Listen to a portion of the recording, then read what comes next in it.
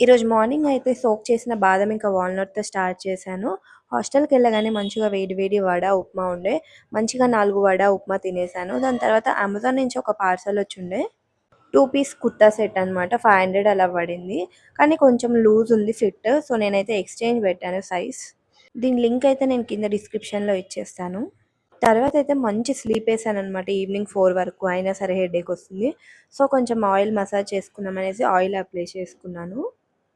Night shift start అయ్యి ఒక 3 days అవుతుంది. 3 డేస్‌కి నా ఫేస్ చూడండి ఎలా అయిపోయిందో. ఎంతైనా నైట్ స్లీపే. నైట్ పడుకోకుండా మనం మార్నింగ్ ఎంతసేపు పడుకున్నా అసలు నిద్రే సరిపోదు.